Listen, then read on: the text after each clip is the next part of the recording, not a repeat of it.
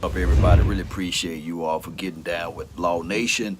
We're going to talk about the secondary. But before we get into this thing, man, shout out to the Beard Gang, everybody that's out there supporting the Beards out there, as well as happy birthday to the Playmaker. The Playmaker, baby. That was one of the better wide receivers we can ever imagine to put on the silver and blue.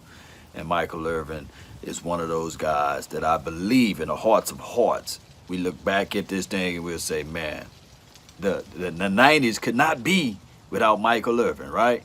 Shout out to you, Asmodeus. Shout out to you, Dick Gregory. Appreciate you. You know, that's the legend right there, Dick Gregory. May he rest in peace. So, secondary Italian Cowboy, what's good with you? All right, so the secondary conversation for the nation. I believe secondary sometimes can be overlooked. Sometimes they can be too valued in a sense too. And sometimes secondary. The thing is with the secondary, especially on the cornerback side, one of the things that we cannot miss out on.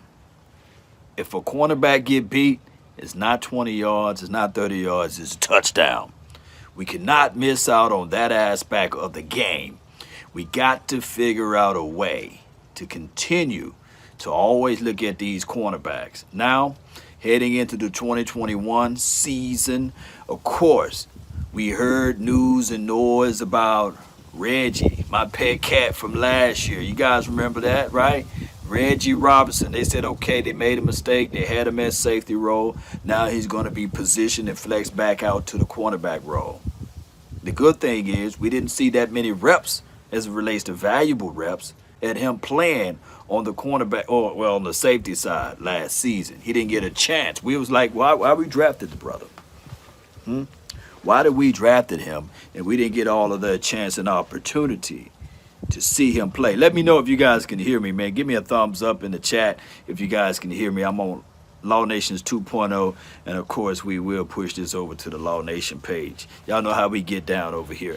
And the reason why I'm bringing up cornerback play is because that's been one of the issues that we've been having on this particular team for a couple of minutes too. Shout out to you, Italian. Appreciate you. All right, so you guys can hear me. Just making sure. All right, so when we get into the details of everything, on one end, we got the draft, and on the other end, we definitely got the free agency.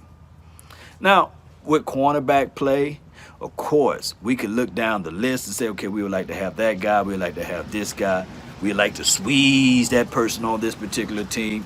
But when I think about it, what Reggie Robinson, how we were very high on him coming out of Tulsa, right?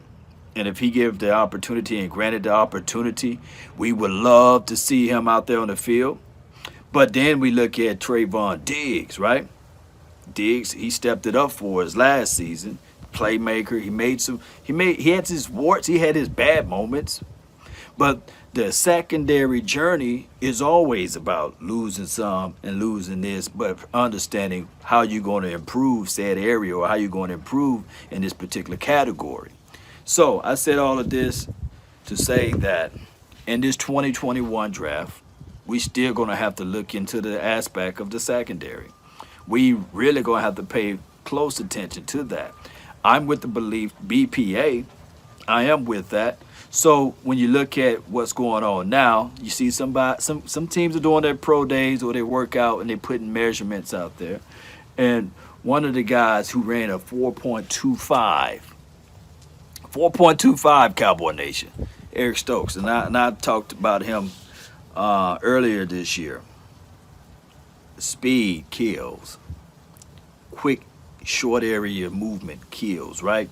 You need that out there. So my thing is, if we can get a chance and an opportunity to take a look at a cornerback with speed, that will help us out. But more so than anything, we need a solid cornerback. So you got your Caleb Farleys out there. You got your J.C. Horn. You got your Patrick Surtain. Now, the guys that I just mentioned, Patrick Surtain, he's not the fastest guy out of those guys, but he may be just one of those guys that can be technical, and he got good hips, and he has oily and these sorts. But let me go back to Eric Stokes. He just ran a 4.25, allegedly. I would post it, but I can't. But we got to look at it like this. Those Georgia cornerbacks, whatever program they got out of there, man, it's good. Even the Tyson Campbell kid and the safety there, forgot his name, I believe, is it Richard? Yeah, big boy. They owned something over there with that program. Everson Walls ran a 4.6. Everson is just a different type of animal, Italian cowboy. Everson, I think that his game, he's long, he's lengthy. He got those knock knees, look like he can't run, but his length and his ability to capture space and to have that perceived slowness got him there. So if we trying to look at Patrick Surtain in the same light, I can see that. Look, there's so many options you can go when you're running a route, right? There's so many options you can go. And if you study tendencies, if you study traits, if you feel like they're leaning more towards this way, or they line up on this hatch to do it this way, then you can cheat. And I believe Everson, he was a guy that was keen on cheating and knowing and understanding his opposition. That's what I believe. That's what made him such a valuable asset to the Cowboys. And unfortunately, he got him a ring with the Giants. But going back to the Cowboys, our cornerback journey need to be something similar. We need a guy that can make plays, and we need somebody that can step it up in a pinch. We do. We need somebody that can step it up in a pinch. We need somebody that can really look at this situation and say, all right, cool. We got a Donovan Wilson. We got on the opposite side of Diggs. We got whoever they need to pick up as far as the interior guy, strong safety guy. We need to figure that out. But if it's Cheeto Woozier that they bring back for another cup of coffee, shout out to you, Law Nation. I appreciate you, Law Nation fans. Thank you for jumping in. Even if it's Cheeto Woozier, what we got to do is we still have to invest in those cornerbacks that's coming out of the draft for the 2021 and see how we can actually propel Reggie Robinson, my pet cat. I heard that even, what's this kid name at the tip of my tongue? He set out last season for the Cowboys. Name is right there at the tip of my tongue. Oh, my goodness. Is it Maurice Kennedy? He got outside responsibilities. He can play inside the slot as well.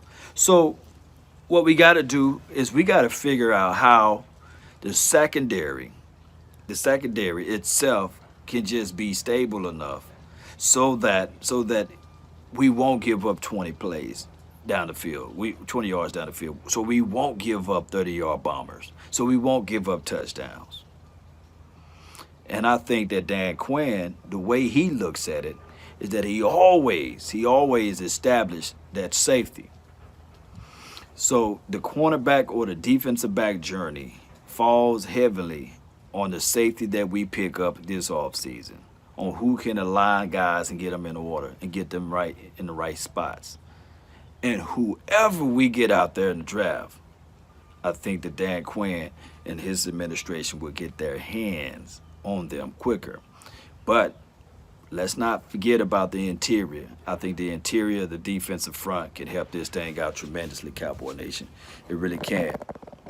I just want to jump on to this thing real quick to talk to you guys. I actually got to bounce. Just trying to soak in some of this sun, let that sunlight hit that beard. Boy, look at that, hitting that beard action, baby. And really appreciate you guys. Don't forget, if you like this channel, hit that like button, share this content. If you're part of the notification squad, let me know in the comment box. Pluck the notification bell. Subscribe to this channel as well. Let's go, Cowboy Nation. That's all the time that I have. I really thank you all for yours. And remember, you're listening to nothing but the best. Go Cowboys, baby. Let's go.